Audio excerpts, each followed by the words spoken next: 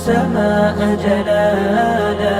فأزيد أسراب الغيوم جمالا. بسم الله الرحمن الرحيم. الحمد لله والصلاة والسلام على رسول الله وعلى آله وأصحابه أجمعين. د میم ساکن احکام،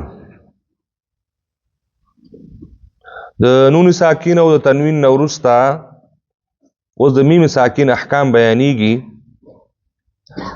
نو لکه څنګه چې موږ ول چې د نون ساکن او تنوین څلور احکام دي، نو اوس د میم ساکن احکام درې دي.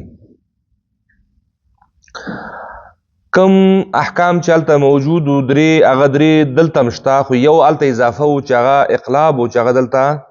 نشته. اظهار په نون ساکن کې مو په میم ساکن کې هم شته، همدغه شان ادغام هلته مو دلته هم شته، او اخفاء هلته مو دلته هم شته. یوازې اقلاب هلته اضافه و دلته پکې نشته. د نون ساکن او د میم ساکن یو فرق دا هم ده چې په نون ساکن او تنوین کې اخفاء ډیره وه، او په میم ساکن کې بیا اظهار ډیر ده. هلته ځکه ډیرو چې هلته د اخفاء حروف ټولو کې ډیرو 15 حروف، او دلته د اظهار حروف ټولو کې ډیر دي، ځکه چې یوازې 2 حروف نور دي چې یو کې ادغام کېږي او یو په اخفاء کېږي. متباقي ټول حروفو کې اظهار شفوي کېږي. نو میم ساکن احکام څو دي؟ نو درې دي: ادغام، اخفاء او اظهار. ورپسې وایي چې دا احکام د کوم حروفو د دې نه وروسته راتلو صورت کې موندلی کېږي. یعنی مطلب یې دا دی چې دغه قواعد به کله اجرا کېږي. د میم ساکن نه وروسته کم حرف باید راشي چې هلته بیا دغه قواعد عملی شي. نو میم ساکن نه وروسته که چېرته بل میم راشي،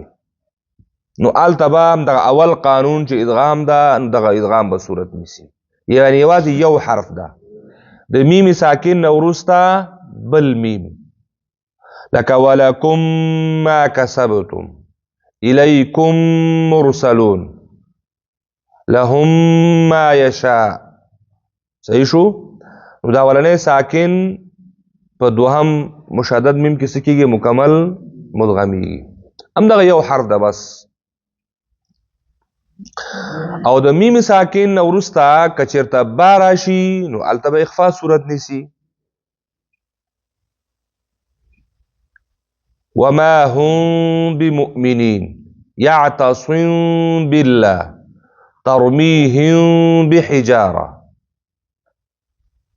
اخفاء دلته هم یو حرف ده. یعنی په یو حرف چې میم ده، د میم نه وروسته بل میم ادغام، او د میم نه وروسته با، نو هلته اخفاء. دغه پاتې د الف نه بغیر شپږ حروف پاتې کېږي. په دې شپږ حروفو ټولو کې چې هر کله د میم نه وروسته راځي، نو هلته به څه کېږي؟ اظهار به کېږي. الم تره، الم یجعل، الم نجعل وغیره، چې څومره ځایونو کې میم راځي او ټولو نه زیات راځي، ځکه چې میم نه وروسته صرف 2 حروف ته منفي شول، متباقي خو ټول پاتې دي. هر کله چې میم ساکن راشي، نو ضرور به چې نو ادغام او اخفاء کله کله راځي، ځکه یو حرف ده. او د اظهار حروف ډیر زیات دي، نو مخې ته ډیر هم راتلو چانس هم پکې، ځکه چې هر څه ډیر نو ډیر مخې ته راځي، نو هلته به اظهار شفوي کېږي. فلهم اجرهم ويمدهم، دا ټول د هم کې، دا ټولو کې اظهار شفوي دي. نو دیتا ادغام یا اخفاء یا اظهار ته شفوي لقب ورته هم کارول شوی ده. یعنی دیتا ادغام شفوي، اخفاء شفوي یا اظهار شفوي ورته ویلی کېږي. نو سوال اوس دا کېږي چې سوال آیا د دې احکامو په میم ساکن کې د مندلو په صورت کې به همغه معناوي کوم چې د نون ساکن او تنوین کې د مندلو په صورت کې وو؟ یعنی ادغام کم تعریف چې د ادغام موږ په نون ساکین او تنوین کې کړو آیا دلته هم هغه تعریف ده یعنی کم تعریف چې موږ د اخفاء کړو دلته هم هغه تعریف ده کم تعریف چې موږ د اظهار کړو دلته هم هغه تعریف ده قبل څه شي ده سوال هم واغسته دلته وایي چې موږ د اظهار او د ادغام او د اخفاء تعریفونه په نون ساکین او تنوین کې کړیو آیا دلته چې کوم اظهار ده او دلته چې کوم ادغام ده نو آیا د تعریف هم هغه ده کا بل څه شي ده د اظهار او ادغام معنا خو دلته هم اومغه ده کم چې نون ساکین او تنوین کې د اظهار چې کوم تعریف شوی وو دلته هم اومغه ده ادغام چې کوم تعریف شوی وو دلته هم اومغه ده یوازې وی دلته خبره دا کیږي چې د اخفاء معنا دلته د هغې نه لږه غوندې فرق کوي ځکه فرق کوي هلته موږ تاسو وویلې چې د اخفاء په صورت کې کله چې نون ساکین یا تنوین ادا کیږي نو باید ژبه مخرج ته پورا لاړ نشي خو دلته هغه صورت نه ده دلته د میم په صورت کې چې میم ادا کیږي د کوم ځای نه د دواړو شونډو نه د دواړو شونډو نه د ادا کولو په وخت کې دا شونډې هغه غاړې باید ډېر په نرمي او لطافت سره ولګي خو دا منځ باید مکمل بند نشي هلته خو بیخي لګېدل نه دلته اوس غاړې لګېږي او دلته اوس منځ کې ډېر نری غوندې فاصله ورته څه کېږي پاتې کېږي مکمل به دا ورسره نه یو ځای کېږي لکه موږ یعتصم بالله وما هم بمؤمنین دا نه وما هم بمؤمنین هم دا ځایونه ګوره لګېدلي دي خو منځ کې دلته د آواز لپاره ځای پاتې دغه ډېر کم شي ډېر کم شي دغه ځایونه باید چې آواز باید بیرون ووځي او که دا وما هم چې شو نو دلته به اخفاء صورت نه نیسي یعتصم بالله ځینې خلک دا خبره کوي چې دا د عربانو او د عجمانو خبره دا د عرب او د عجم قضیه نه ده نو دا د قرآن کریم د صحیح ادا کولو تلفظ کیفیت هم دا ده د نون ساکین او تنوین کې چې کوم اقلاب ده او په میم ساکین کې چې کوم اخفاء ده د دواړو تلفظ بالکل یو شی ده پرون دا خبره ما واضحه کړه ځکه نون ساکین او تنوین د وجې نه چې کله مخې ته با راشي دغه نون ساکین او تنوین آواز بدلیږي په څه شي باندې په میم باندې په ساکین میم باندې او دلته میم ساکین خپله موجود ده هلته میم ساکین وروسته با او دلته د میم ساکین وروسته با نو قانون یو شو نو چې قانون یو شو ولې بیا تلفظ کې فرق پیدا شي هلته خو میم پیدا شو کنه دلته میم پیدا صحیح ده چې هلته میم د یو انقلاب د وجې نه پیدا شوی ده هغه بل قانون ده خو نوم ورته موږ هلته بیا اقلاب ځکه وایو چې هلته اقلاب وشو اقلاب څه شی و تحویل شیء وشو یو شی بدل شو خو یو سبب د عن وجهن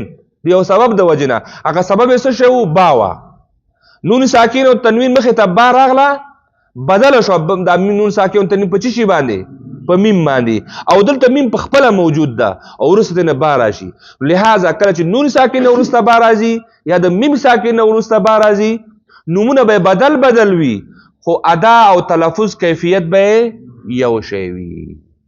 صحیح شو اوس خو واضحه شوله انشاءالله نو دا غلط فهمي هم د ذهن نه وباسئ ځینې خبر دا کوي چې دا د عربان داسې وي نه د عرب او د عجمو قضیه نه ده بلکې زموږ عجمو استادان یو چا به غلط را نقل کړی او موږ غلط موږ ته پاتې وو دغې نه وروسته چې دی نو ما هم بیا ځکه اطمینان حاصل شي سړي یو چا باندې که نه یو مشهور استاد ده شیخ زید نوم یې د هغه زموږ د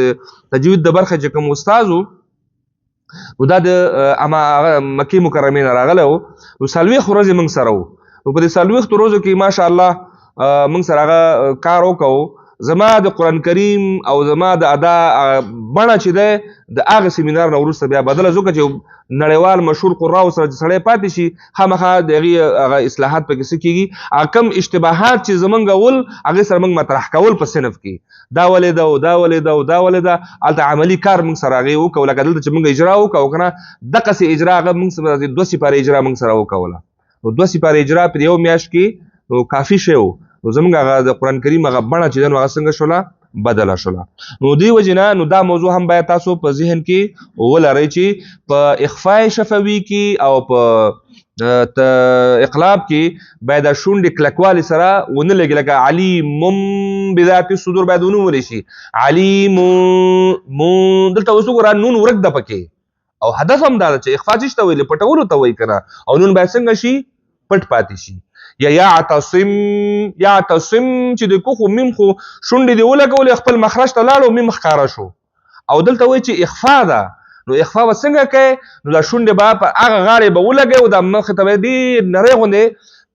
فاصله پکې موجود وي. یعتصم بالله وما هم بمؤمنین، یا من بعد نه بلکې من بعد علیم بذات الصدور بذنبهم په ځای باندې بذنبهم. دغه طریقه د ادا کول د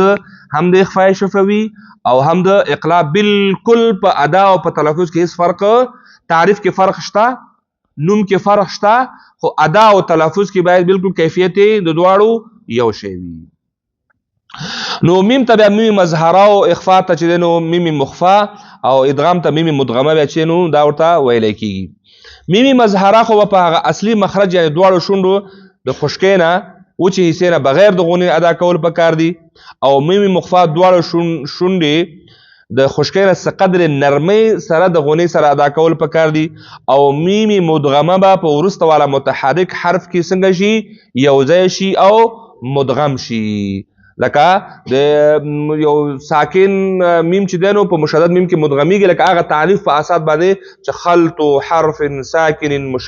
مشددا بحيث يصيران حرفا واحدا مشددا يرتفع اللسان. هغه قانون باندې عمل کول پکار دي.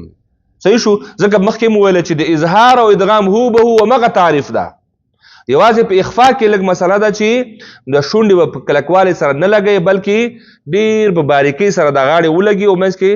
نو بعضې خلک دي د غلط تلفظ د وجې لکه مثلا یعتصم بالله، موږ چې یعتصم او یعتصم بالله د خولو وازول نه دي پکار، بلکې دا د شونډو ترمنځ ډېر یو باریک هغه پکار ده چې نو هغې ته باید څه مشکل جوړ نه شي. وصلى الله تعالى على خير خلقه محمد وعلى آله وأصحابه أجمعين.